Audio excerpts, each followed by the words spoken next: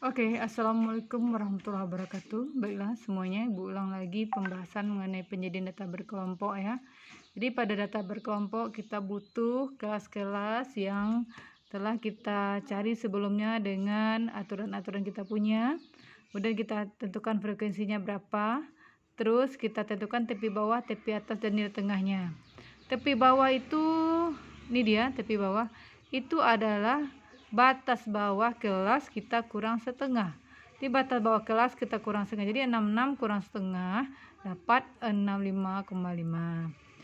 Tepi atas itu batas atas ditambah setengah, di 68 tambah setengah 68,5. Nilai tengah itu adalah batas bawah ditambah batas atas kita bagi 2, di 66 tambah 68 bagi 2, ini dia. Dengan begitu kita bisa melihat kelas pertama ini punya tepi bawah 66,5, tepi atasnya 68,5, nilai tengahnya 67.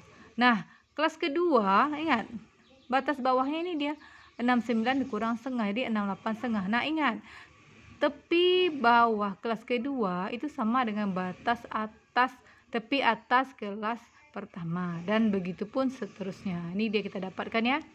Nah, oke. Kita lihat bentuk lain dari penyediaan data berkelompok itu dalam bentuk histogram dan poligon.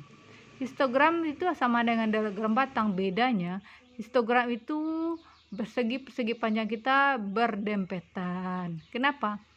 Karena di sini tadi ini 68,5 ini adalah tepi atas kelas pertama dan tepi bawah kelas kedua, jadi dia berdempetan ya. Nah, ini dia yang di tengah, ini dia nilai tengahnya 67 kelas pertama, ini kelas kedua kita tadi 70 dengan frekuensinya 7, ini kelas ketiga, keempat, kelima dan keenam. Nah, ini dia batas bawah tadi.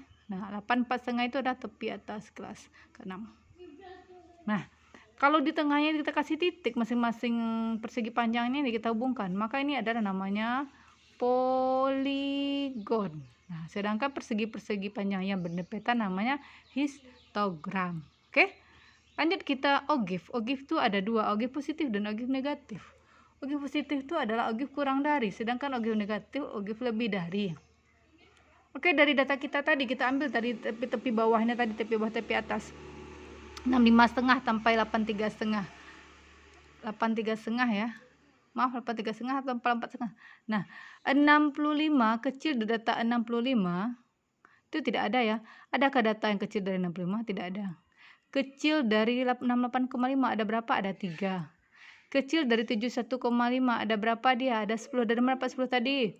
Di 3 tambah 7. Sesuai dengan frekuensi kelas 7. Kemudian kecil dari 74,5 ada berapa? Ada 28. Nah, 10 tadi ya. Nah, ada 18 tadi. Kemudian kecil lagi dari 77,5 ada berapa? Ada 35. Dari mana dapat 35? Ini dia tadi. 7 tambah 18. 3 tambah 7 tambah 18 tambah 7 dari frekuensi kelas masing-masing. Kecil dari 80,5 ada berapa? Ada 39, dan kecil dari 83,5 semuanya ada 40.